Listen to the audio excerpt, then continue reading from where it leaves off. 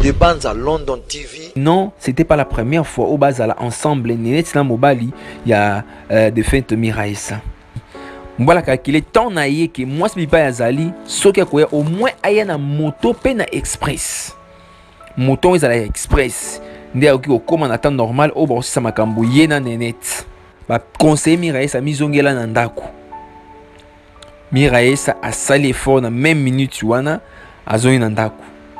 Mobali kaka calcule que moi si azakuna akosisa makambo na ye so si makambo azo sala ko mire to amu aye atali oh bol benga akangi ne ndako bon problème c'est nango te ana fongo la réserve aye kyuku kaka porte fongwami akota akuti ba mouvement tout ça donc ça c'est mouvement ba to ça makambo na mouvement ba to ba vana ba onka ba la TV ils sont différents. Écoutez, on a un mouvement moko boezali vraiment qui tabana pondo quoi tout le bara bongo tout marche ba moté tabana pondo. Des bandes à London TV avec des Bruno original. Ouais, bonjour, bonsoir balandina biso nyonso tout au misa kolanda biso na chaîne kitoko yo 2000 TV original pour na YouTube pe na page na biso ya Facebook na kombo ya de bandes à London TV. Voilà, Aouiza Makambo. En tout cas, vraiment, c'est terrible. C'est vraiment triste. Alors, on est un titre Awa. Ba révélation et maman. Ba révélation et bimi papa. Toyoka vraiment, en tout cas, en tête reposée. To oumela. Na etandoike na biso. Toyoka nini uti koleka. Na mboka Angola. Pour nos artistes na biso ba comédien. Alors tout le bosso sur Miraïsa a en Angola. Bon biso tout ebine makambo etambolara. Puis maramdeng ezoki na mboka biso RDC depuis na période de Utikoleka. Voilà, d'autres artistes ba voyager ba kina ba diaspora, ba kina libanda mboka, miso bazan ba Europe, miso bazan ba États-Unis, miso bazan n'importe où. Alors Miraïsa a koufi na Angola. Ba secret et vandaka te ba secret bandi kobima. Tolanda émission au Tinasuka s'il vous plaît bande konangai. Tolanda ngo Tinasuka parce qu'il y aura d'autres choses autour au béton na katikati ya émission. Tozapete s'il vous plaît. Alors Miraïsa akufi na Luanda. Balobi ke Miraïsa zaki na problème déjà bandakala au Italie tol ba attention. Balobi ke Miraïsa na problème attention et coïncider ba makambo susu yango ememie na Lilita. Alors makambo ezali nini? Vraiment avant to banda to betamo mo muketeke na o Italie déplacement ya Miraïsa na RDC pour komati na Angola. Toti kolanda ba politique na biso en tant que ba congolais, ba citoyen congolais. Ndenge mboki bande ko tambola les artistes bazoyi ba problème belé ya liwa. Donc faire ba artiste belé na mbala moko balandanaki tilelo suite ba na raté mais majorité bazalaki empoisonné. Alors Miraïsa peine ba artiste mususu bazwa qui vraiment beko bazwa qui décision ba quitter RDC pour que luka vie meilleure parce que ba moni ke na Congo ba okufa na ba mpe ba kufi pauvre. Okufa na ndikila okufa na bambasu etc mais okufi pauvre ba préféra ko voyager bandeko et puis na londa kuna azala ki ye mon côté baneneti ma voto mon voto pardon toma ki président Carlos oyo azali sujet makambo na biso ya lelo hein tomoni ngefi ya groupe Simba tomoni président Je t'aime vous comprenez. Donc en tout cas belé vraiment se déplacer bakenda vraiment Angola puis basala comme en Angola kuna ti ba mogondo tout ça voire même de fait manager azala en Angola ba maman vie bazala ba Angola mais misusu bazo attend bazonga na bango ba mama étoile ba s'installer trop en Angola maman Moindo ti siko azana Angola donc en tout cas vraiment après Congo Angola na France ba ndeko biso bazali ebele bagenda ko s'installer na bango kuna pona ko banga bakufa avant l'âge ou soit bake ko luka vie meilleure.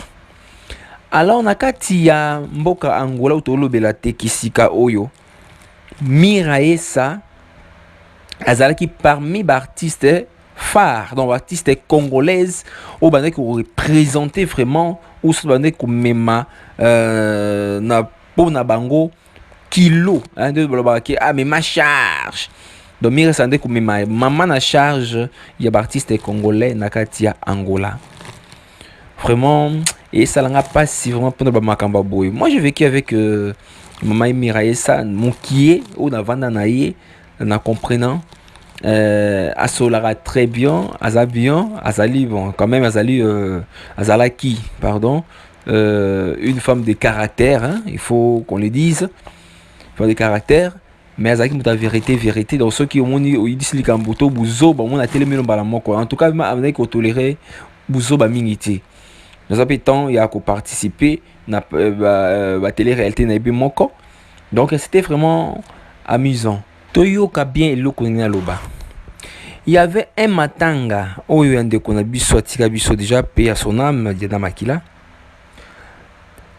Ezalaki na mouvement moko et salamaki wana ezalaki moi mokie suspect.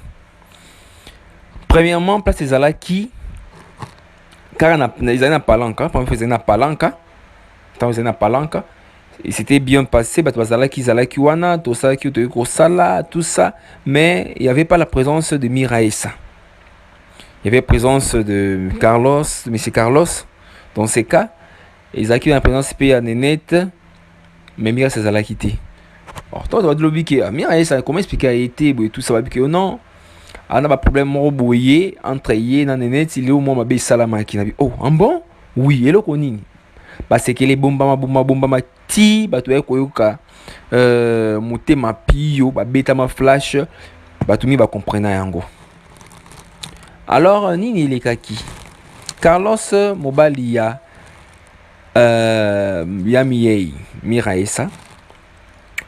Miraessa a passé un moment où est très difficile dans la carte Angola zalaki déjà ko fingama ou botakate au salara boete bo ouais ça vient privé. C'est lo ba eko Miraessa bota na ye mais to lo belango makambango mingi te. C'est problème azalaki na Nénette mon voto en tant que petite na ya parler. Nénette mon voto en tant que petite ya Miraessa ya parler. Donc il est petite sœur na ye. Il y est Nénette, il est grande sœur na ye. Voilà. Bon, mission de l'obaki mibal baton d'arrêter, mibal va toujours dans un problème. O mbala tonda raté mbala sala sala boy tout ça ni yote koleka balobi ke Miraessa kenda ki winze ya palanka Nénette ayaki kolukaye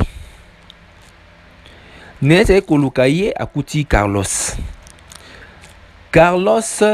abi ke non yaya azalité okoki na yo ko patienter bandeko soko ekoluka ndeko ya mwasi ya no ya mukolo to likino ya mukolo okomi na siko kuti mobali na ye azaye moko de préférence oluka kiti ovanda libanda makambo esalamaka trop eza très dangereux.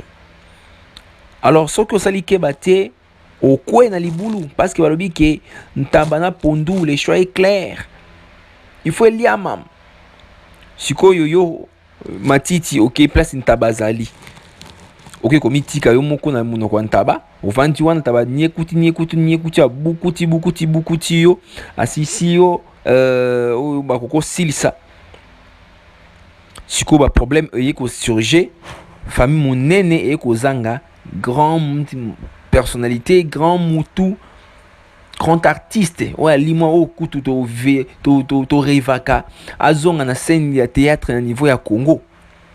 Lolenge maman étoile à Outa Angola et na Congo et ko s'imposer au sa musala na épée très bien. Donc raison pour laquelle tout bandai ko zela vraiment artiste musu lokola maman Indo lokola pe mi a esaya et ça la bien makasi.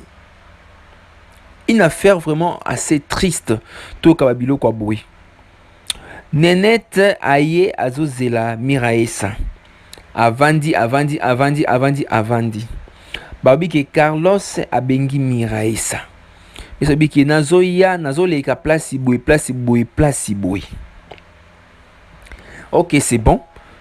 Dès que vous avez mon balé bon boy, idée badi qu'on s'est créé. Mais la source mususu a cessé. Balobi que non, c'était pas la première fois au bazala ensemble Nénette na mobali il y a de fête Miraessa. bazala na bango déjà mais etombaki kaka ke non jour wana ayi na palais par coïncidence akuti pe concert te yango ebakweyaki na mobali pe d'autres sources ye ke non mobali amonaki absence ya mwasi tant molai yango esalaki ki abenga nani petite sœur aya makambo esalama ndenge esalamaki bongo. Et puis troisième proposition ezalaki qui est Carlos Sina et de fait bazali ba problème bandai ko régler et donc ça mandungu ndungu mais mutu oyo mira isa yo ke ndo yo ke la makasi ezalaki nenet yango asalaki fort abenga nenet aya pona amekamo mokie ko consoler grande sœur na ye de fait mira isa pour makambo ezonga normal tellement que basi batonda rapete lokola mibali misusu ba ye tango bandi ko solola ti ba créer pe idée ba tomber o ba ndenge ba tombelaki et créer biso ba problème ba sali o ba ko sala et créer ba problème ba obi ki ba sali première fois moi si na ba agitation tout ça ba mbala sur téléphone à répéter numéro pas bien moi ça une confirmation pour makambo banda toujours qu'on continue moi si alobi mbali ki nazali koya nazama moki occupé so si makambo o nazali koya wa place ni moi ça peut si précision place azalaki mbala calculer temps na ye que moi si pas azali soki koya au moins aya na moto pe na express moto ezala express nde oki okoma na temps normal o ba ça makambo ye na nenet. Au cas contraire, moi ça okoma vanter ba ça makambo nyonso tout. Or, bipa moi ça zala ki kuna batu ba monina ki déjà deux appels et kota ki ba comprendre que mobile na kati ndaku azana na ba préoccupation. Tellement mobile bima ki tata ndaku il faut ko zonga na ndaku d'immédiat pour kuta mobile na yo, batela mobile na yo pona mibali ba komi passe. Bande ko bozo yo kandenge histoire ngo ezalaki. Pour libala et komi passe. Miraye Satan o a calculé qui pour alongwa kuna. Mais ça pese mobali na ye comme compromis que non na rolongwa wa sikoyo mais place na zali eza musika. Ko calculer place zala ki tia comme nandaku, c'était pas une affaire moins de 1 heure du temps. Non. Déjà qui affaire moko ba 2 heures, ba 1 heure nganda ba embouteillage dans la Luanda, ba to va na Luanda ba yebi en trop. Alors c'était comme ça, ba conseiller Miraye sa mizongela nandaku. Miraye sa asali effort na même minute wana azoni nandaku. Mobali kaka calcule que moi si azakuna akosisa makambo na ye. So si makambo azo sala kuna, o ezali non révélé koto yo, nde akoluka moyen azo transport comme d'habitude, azonga ti nandaku. So pas na chauffeur ngana to yebiti, mais akoza taxi akozonga ti nandaku. Alors c'était à peu près ça qui s'est passé. Mireille a zongi la préoccupation ni surtout à komi nandaku comme d'habitude. Mireille est en moyen atali oh moi benga a kangi de sundaku. Bon problème na ngote. Ana fongo la réserve.